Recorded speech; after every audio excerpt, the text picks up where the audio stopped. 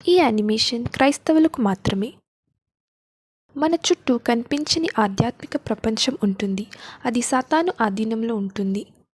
మనిషి తన కంటి చూపుతో ఈ భౌతిక ప్రపంచాన్ని చూడగలుగుతాడు, కానీ కనిపించని ఆధ్యాత్మిక ప్రపంచాన్ని చూడలేడు. ఆత్మీయ గుడ్డితనం వల్ల అవిశ్వాసులు క్రీస్తుని, దేవుని చూడలేరు.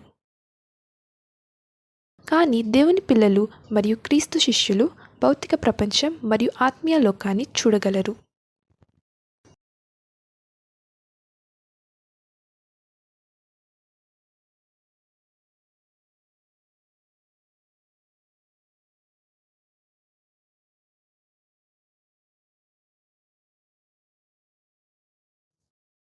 ఇతను డానియల్.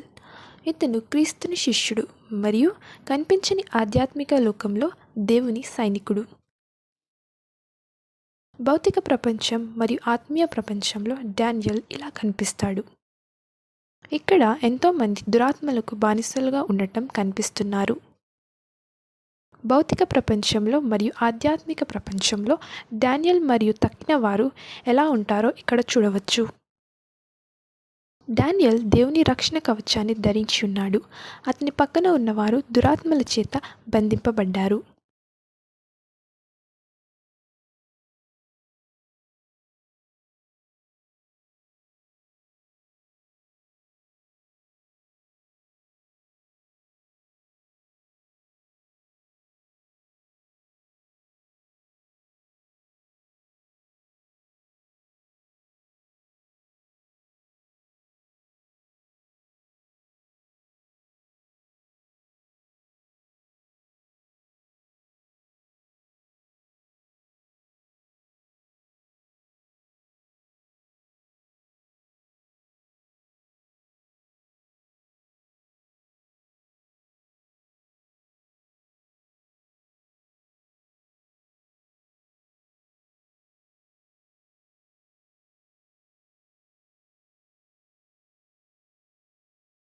డానియల్ వారి దగ్గర నుంచి నడిచినప్పుడు ఆ దురాత్మలు దూరంగా వెళ్ళిపోతాయి.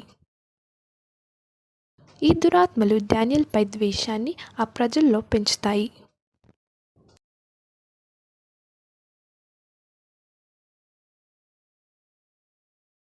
సంఘ క్రైస్తవులు పరిశుద్ధాత్మతో నింపబడి ప్రార్థించి ఆరాధిస్తారు. కాబట్టి దురాత్మలు ఆ సంఘాన్ని ముట్టలేరు.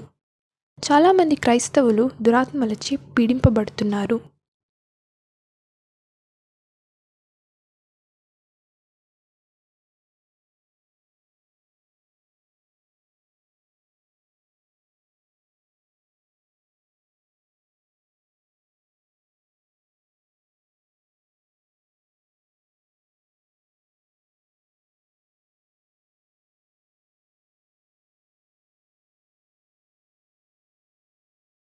ఈ లోకంలో చాలా కుటుంబాలు సంతోషంగా ఉండటం చూస్తాము, కానీ అవన్నీ కూడా దురాత్మలచే ఆక్రమించబడ్డాయి. ఎందుకంటే వారు దేవుడు, దురాత్మలు ఉంటాయని నమ్మరు.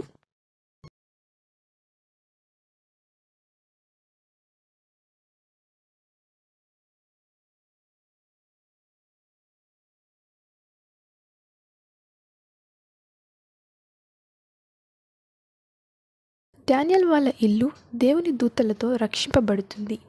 పరిశుద్ధాత్మ అగ్ని అతని ఇంట్లో ఉంటుంది.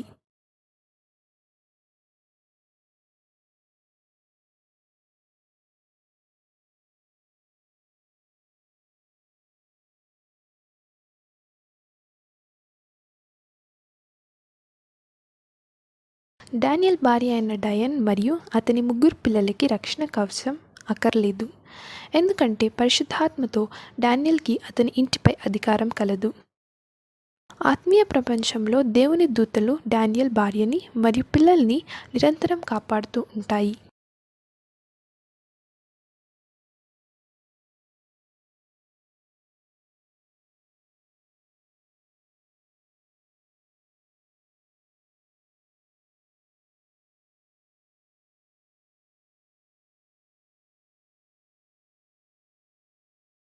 దేవుడు డానియల్ని కుటుంబ పెద్దగా, భర్తగా, తండ్రిగా అభిషేకించాడు.